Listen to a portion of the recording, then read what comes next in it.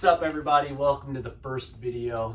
I wanted to come on here and talk about selling on Amazon, and I figured I could knock out some work while I was kind of rambling on about it. So just talking some basics, some of the questions I get, and just kind of all about selling on Amazon. So let's get into it. Brought myself a little table here. Makes it easier on my back, but kind of while I'm talking through it, I'm gonna just be unboxing some stuff. For those who don't know me, my name's Alex Holland. I'm 19 years old. I am a sneaker reseller. I sell over $1 million a year across all platforms. I do stuff like this, the hype stuff, but particularly today is about Amazon. I sell very generic, basic shoes, random Nikes, Adidas, other SKUs. So just kind of want to talk through that and kind of what it takes, what you need to be doing, and yeah. So I think a good place to start is realizing how powerful Amazon really is. And what I mean by that is it's just pure natural traffic. I mean, there's so many people shopping on there. You don't need to do any advertising. Like, especially for me, like I sell name brand products, which is, you know, like Nike already has listings for it on Amazon, right? I don't have to make my own listing. I don't have to advertise for it. It's really quite simple in the grand scheme of things. Not really, but compared to creating your own listing, finding a supplier in China, all that good stuff. So kind of how I got started was a guy came to me and he was like, yo, for those who don't know, I have a sneaker store too. But he came in the store and was like, you know, have you ever thought about selling on Amazon? I was like, what? I didn't even know you could sell this kind of stuff on Amazon. He's like, well, you can. And so back then, I didn't really know what I was doing. I was like, you know what, let's give this a shot. And so it's kind of what I did, and started going through it, and I was like, yeah. Got a couple sales. I remember my first sale was at my buddy's house, and I was real excited about it. And I was like, you know, because I sold it for like $50 over what I would sell it in the store for. So I was just like, it's a pretty sweet gig. Anyways, started doing that. I think I started probably about 2 years ago. And you know, it's really been good to me. And I think there's just so much scalability, and that's what makes it so powerful is, you know, if you just reinvest all your profits, you know, minimize your expenses, really get good at finding good buys and, you know, knowing what's going to sell. And honestly, a lot of that takes time. You know, you can watch YouTube videos on it, do all this other research, which is, you know, it's doable and you can figure it out how you want to. But I really think that it comes with time. And you know what? You're going to learn so much. You start making so many mistakes, learn from each mistake. I still do it. I mean, everybody does. And it sounds cliche, but that's the truth of it. So, you know, I just can't emphasize enough that how powerful Amazon really is, and, you know, what you can get out of it, how much you can sell. I mean, it just feels never ending. I've never had a platform, an online platform, where I can sell so many shoes in a certain day. And the best part that I haven't talked about is, this isn't true, but it is true, is you don't have to do anything. In the terms of some days you may not spend a single minute working on your Amazon business, but you might end up still selling a couple $1,000s, few $1,000s worth of items, and you didn't do anything that day. So that's a very big, powerful factor for me, as well as FBA part of it. I do a mix of FBA and FBM, so you really get the best of both worlds. Because when you go out of town, your FBA stuff is still selling. FBA versus FBM. FBA is fulfillment by Amazon. That's what makes everything Prime eligible. So anytime you see that blue badge when you're ordering off there, that's FBA. Just means they store it, they deal with it, kind of all that good stuff. FBM, fulfillment by merchant. That means me, myself, and I'm gonna list it, I'm gonna ship it, I'm gonna deal with the returns. So this box right here, this is actually, I can tell by the box it's boxed up in. It's Amazon. It's from Amazon, and it's an item that was in their warehouse that became unsellable, meaning buyer shipped it back. Dude who bought it shipped it back, and now it's no longer sellable. And obviously, I can tell from here why. A pair of shoes, I don't really show you what they are, but they don't have the box. So obviously the barcode's on the box, so can't do shit without the barcode because you don't know what it is. Nobody wants a shoe without a box. They don't wear the box. Anyways, but that can be a nice part too of selling on Amazon. They really deal with all the returns when you do FBA. And I mean, dealing with that sucks. I mean, here's what you get when you're the one dealing with the returns.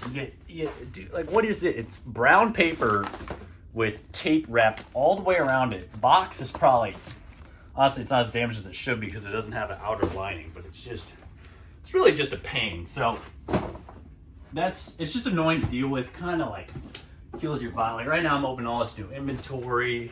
Used to be exciting, not really anymore because it's daily. Can be sometimes, but anyways, you know, you're opening all this new inventory, fresh box, and then you get something like that, and it's just like, looks like a 3-year-old packed it, and it's just like, really? So it's nice when you don't have to deal with that. So if you send it FBA, which is, I'd say I'm probably about 80-20 FBA to FBM, and I don't actually, it's maybe some surprising to some people, I don't actually sell like Dunks, Yeezys, Jordans really at all on Amazon. I do sometimes, but 99.9% of what I sell on there is not that. I sell very generic running shoes, just daily shoes, mostly Nikes, Adidas, New Balance, Hoka, kind of the top brands. Stay away from Asics because they're like, I don't know, they're filing shit against people saying you can't sell their product unless you have permission from them directly, which is possible to get unless you're Foot Locker or whatever. So I just sell very basic stuff, and sometimes you'll hear about, you know, getting ungated, meaning, oh, you have to like, somehow you have to get approved to sell a certain brand, and you know, they really hype it up to be something that's just so easy. So if you're thinking about selling on it and that's kind of something holding you back, I would not worry about it because it's really not that hard. I'd be happy to show anybody how to do it, where to go, what to order, give them my best advice, take it for what it's worth. But so don't let that scare you away of getting approved and stuff, because and then again, it's like once you get it, you're approved for life. Now, doesn't mean that you can't get authenticity complaints and stuff like that. It just means you're able to list your products on there. So don't let that stop you from selling on Amazon. So I would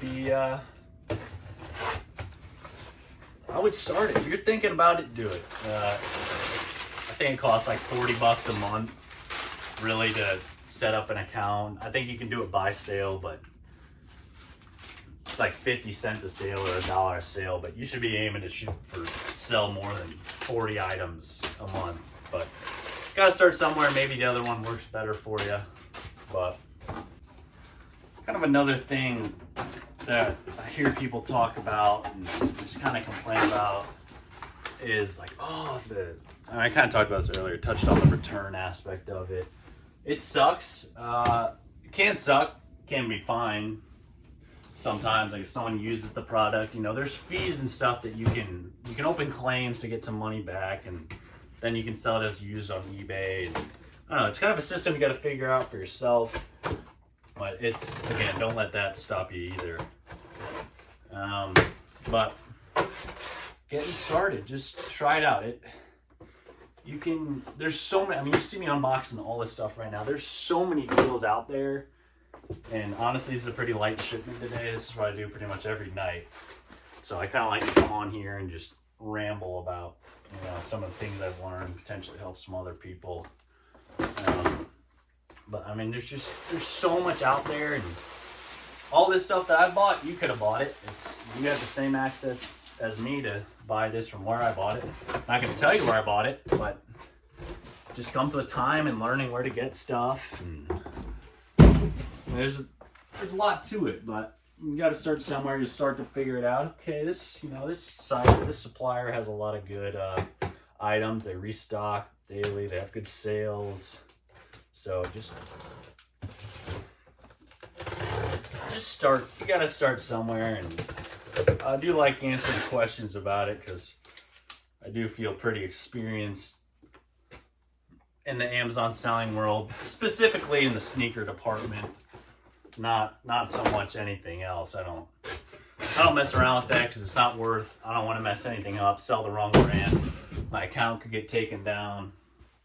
So, now one more thing I kind of wanted to touch on before I only have a couple boxes left, kind of cap this video off, is, I wanted to talk about how current sellers, it really was a problem that I had. And if I was doing it, I'm sure a lot of other people were too. And I was just like, every once in a while, I don't know, when I first started, every once in a while I'd have like a $2,000 day.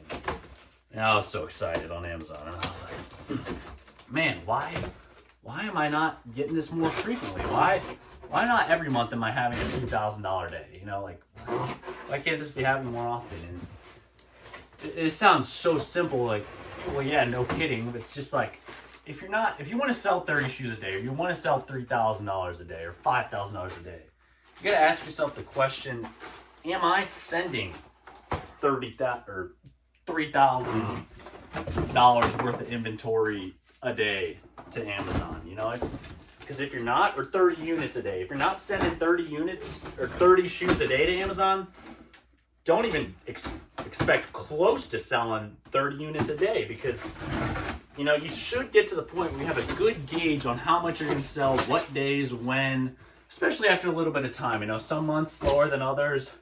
People bitch about January, but you know what? This January was one of the best months, probably top 5 month I've ever had on Amazon. So it's just like, stop. You should be able to figure it out yourself. Why am I not having a $3,000 day? Well, probably because you didn't send enough. Or you're like, well, I sent 40 products. I only sold 10. Well, then you probably need to relook at what you're buying, because clearly it's not very good. So you really got to settle in and figure out what the hell you're buying. And it's not good. Just don't overestimate yourself and question stuff that just has a simple answer. If you didn't send $3,000 worth of shoes, well, yeah, you're not going to sell $3,000 worth of shoes. Maybe one day you will. Well, then guess what?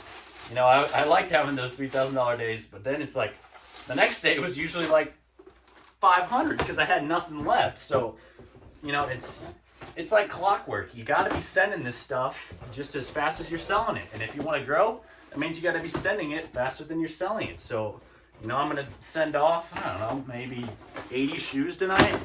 Hopefully another 50 tomorrow. And I'm just going to keep doing it like clockwork. So it's really simple mathematics that you should be able to gauge and guess. There should be no guessing. Obviously there's a little bit of luck factor and someone might come on a listing, but you should be able to predict it. And that can take some time. If you're looking to start selling, do it. Don't wait around. I'd be happy to answer any questions. I'm going to close this one out. Appreciate you guys for watching.